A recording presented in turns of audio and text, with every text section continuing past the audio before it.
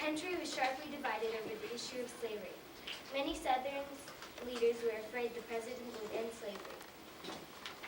11 Southern states seceded or withdrew from the Union. These actions led to the start of the Civil War.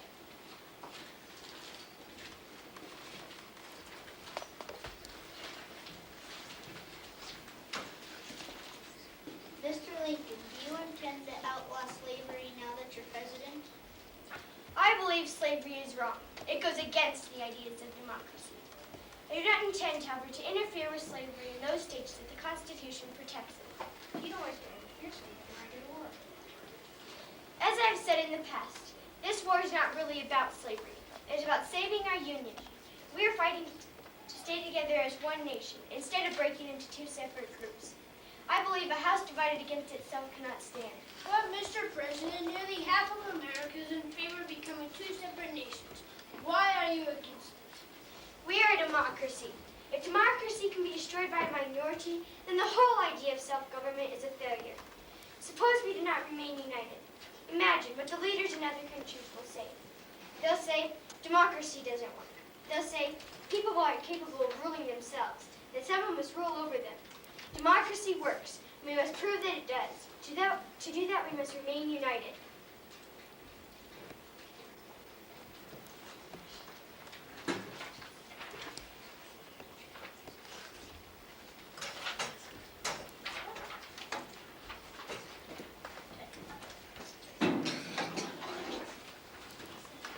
Scene 2, 1862, the White House.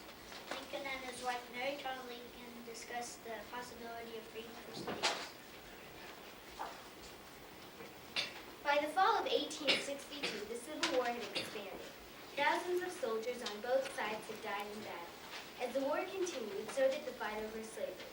In the North, 200,000 Black Americans served the Union as laborers, nurses, scouts, and spies.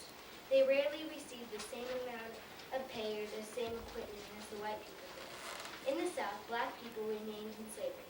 Although Lincoln hadn't wanted to interfere with slavery in the South, Southern states where it was legal, he was beginning to change his mind.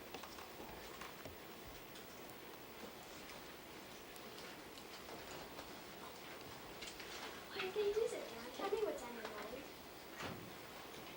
I'm troubled by all the suffering I see. I see wounded in the hospital. I see women who have lost their husbands and sons. I see the youth of our country being cut down in their prime. And the battle continues with no end in sight. I know. I want my poor brothers home. I don't want to think of them somewhere on a battlefield. No one wants it fighting to end more than you or I, but slavery's not about to disappear. So I must change my tactics now. What do you mean? It means the slaves must be set free. Slavery in the South must be abolished entirely. It's the only way to reunite our country. Tolerating slavery where it already exists is one thing. Outlawing it is another. It'll make you even more unpopular in the South than you already are. Mary, listen to me. The Declaration of Independence promises freedom and equality for all Americans. All Americans. Right now, Negroes don't enjoy that equality. They aren't allowed to be citizens. It's wrong, Mary. It's wrong. I worry enough as it is about your safety. Don't you realize what a dangerous step this is for you to take? I know it's dangerous, Mary, but I cannot be a strong leader if I am a coward in my personal convictions.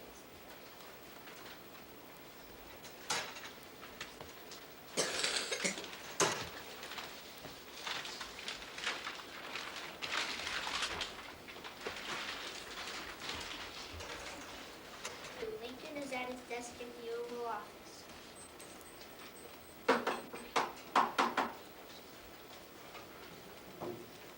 Excuse me, Mr. President, but there's a group of war widows who asked if they might see you now. Yes, of course. Send them in.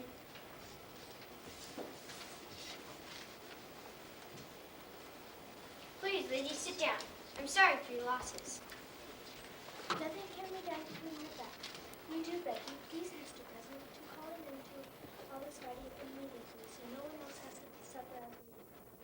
My heart goes out to you and to all the other widows and mothers who suffer. Then why can't you simply declare an end to the conflict? You have suffered terrible losses. I ask you to consider what the slaves in the South are suffering. They're living without freedoms, without rights. Their suffering has lasted for generations.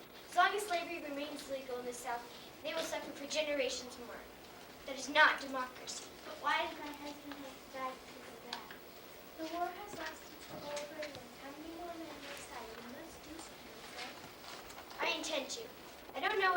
wish me to do, but it must be done. I now feel that slavery will not end until it is abolished entirely. The slaves must be emancipated. Abraham Lincoln was true to his word. On January 1st, 1863, he issued the Emancipation Proclamation. It stated that slaves in the states rebelling against the Union were now free. Unfortunately, Lincoln's declaration did not end the Civil War. The southern states ignored the order and the fighting continued. The proclamation, however, did send a signal to all Americans that the country was headed in a new direction.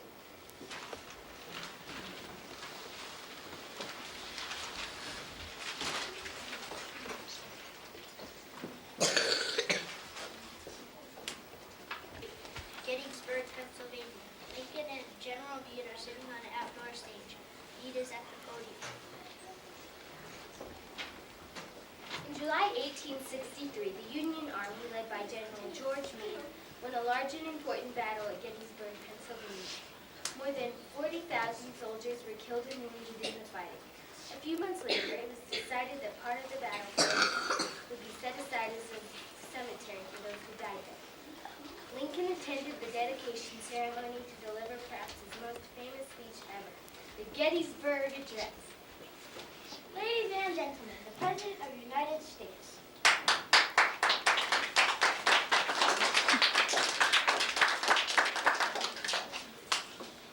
Fourscore and 7 years ago, our fathers brought forth on this continent a new nation, conceived in liberty and dedicated to the proposition that all men are created equal.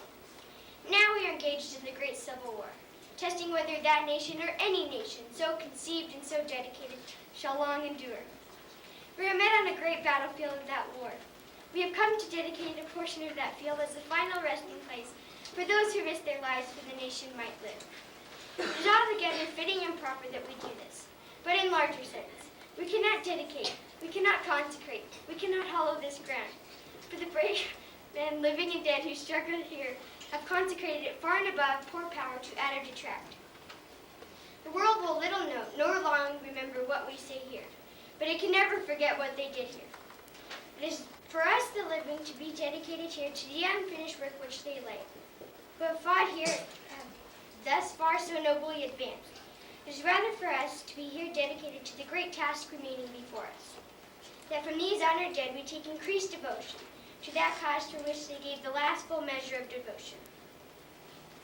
That we are highly resolved that these dead shall not have died in vain, that this nation, under God, shall have a new birth of freedom, and that the government of the people, by the people, and for the people shall not perish from the earth. Lincoln's speech lasted only 3 minutes. Some people say that the Gettysburg Address helped turn the tide of the Civil War. For although the fighting continued for another year and a half, Lincoln's words gave the Union Army the inspiration it needed to finally achieve victory. As Mary Lincoln had feared, her husband's life did end in tragedy. Lincoln's dreams did not die with him. The Emancipation Proclamation was the start of a long struggle for civil rights and equality for all Americans.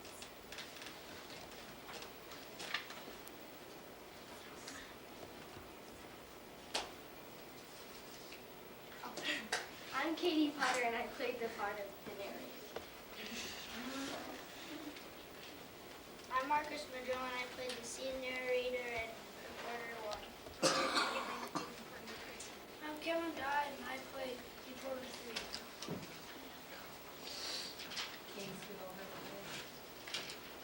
I'm Jessica Correct, and I played the part of War Widow 1 and 4. I'm Will Covenant, and I played War Widow 2.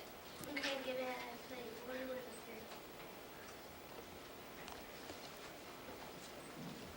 I'm Kenny, and I played General George Meade. I'm Jason Michaud, and I played the officer.